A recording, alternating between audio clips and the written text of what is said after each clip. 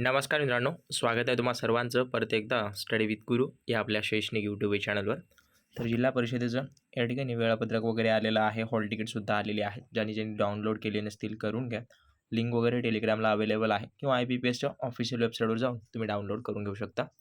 तर आरोग्यसेवक सेविकेसाठी आपण तांत्रिक महत्त्वाचे प्रश्न या ठिकाणी पाहत आहोत.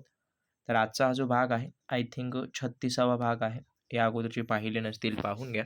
सविस्तर प्लेलिस्ट यूट्यूबच्या आपल्या चॅनलवर मिळून जाईल. तर पहा पहिला प्रश्न, आणि पहिला प्रश्न पाहण्या अगोदर अतिशय कमी वेळ उरलेला आहे आणि या अतिशय कमी वेळामध्ये अतिशय जास्त तयारीसाठी तुम्ही जर आपले 1600 किंवा 1700 प्रश्न जर बाय केले नसतील करून घ्या. त्या ठिकाणी GKचे 1000 आहेत, फक्त तांत्रिक 600 आहे, जे की वन लाईनर आहेत. त्यामुळे अवश्य बाय करून घ्या. खाली नंबर दिलेला आहे. फीस खूप कमी आहे, ₹50 फीस आहे. कमी आहे म्हणून इग्नोर करू नका, खूप महत्त्वाचं स्टडी मटेरियल आहे. तर पहा, मानवी शरीरात मांसपेशींच्या एकूण किती जोड्या असतात? ते स्नायू मांसपेशींच्या आहे. तर स्नायू मांसपेशींच्या किती जोड्या असतात? तर या ज्या आहेत त्या 25 असतात, 250 असतात. त्यानंतर आम्ल आणि आम्लारी यांच्यातील रासायनिक अभिक्रियेला काय म्हणतात? तर आम्ल आणि आम्लारी यांच्यातील रासायनिक अभिक्रियेला काय म्हटलं जातं? तर उदासीकरण प्रक्रिया त्याला म्हटलं जातं. ऑक्सिडीकरण, संप्लवन, विलयन हे नॉर्मल कॉन्सेप्ट आहेत, तर लक्षात असू द्या आणि याचीच तुम्ही अभ्यास वगैरे करून चला. या प्रश्नाचं उत्तर मी तुमच्यासाठी शोधत आहे. आज मी तुम्हाला 2 प्रश्न कमेंट करायला सांगणार आहे, त्यामुळे अवश्य कमेंट करा. हा तिसरा प्रश्न आहे आणि शेवटी एक प्रश्न आहे. तर तिसरा प्रश्न काय आहे? DNA रेणूच्या रचनेची प्रतिकृती कोणी तयार केली? तर अशा पद्धतीचा हा प्रश्न आहे. अवश्य कमेंट करा ज्यांना माहीत नाही. पुढच्या सेशनमध्ये मी तुम्हाला उत्तर सांगून टाकेन. त्यानंतर डोळ्याचा कोणता भाग आत येणाऱ्या किरणांना नियंत्रण करतो?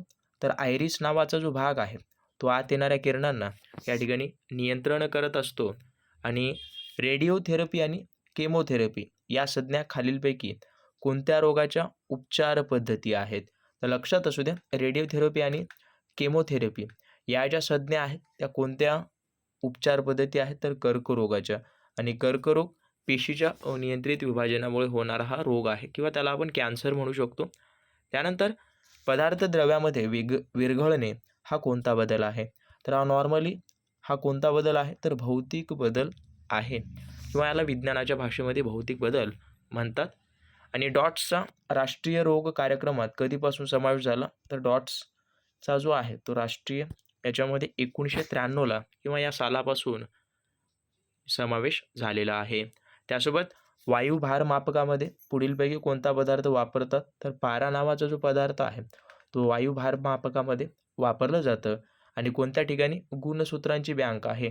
तर चेन्नई या ठिकाणी गुणसूत्रांची बँक आहे मित्रांनो.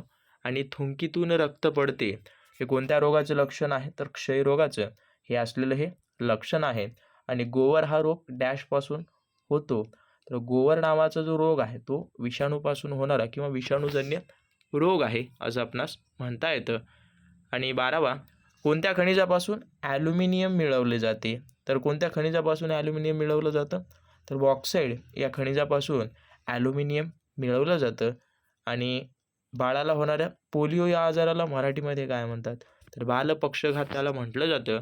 आणि कोणत्या ग्रंथांच्या माध्यमातून शरीराचं तापमान समतोल राखण्यात येतं? तर हायपोथॅलमस या ग्रंथीच्या माध्यमातून आपल्या शरीराचं जे आहे ते समतोल राखण्यात येतं, तापमान.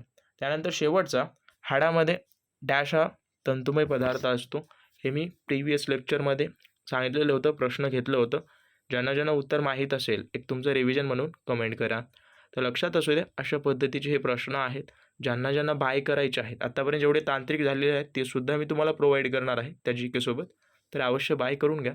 काही डाऊट वगैरे असतील अवश्य कमेंट करा आणि भेटूया तशाच नवीन व्हिडिओ सिरीजसोबत. पाहत राहा आपला आवडते यूट्यूब चॅनल. धन्यवाद.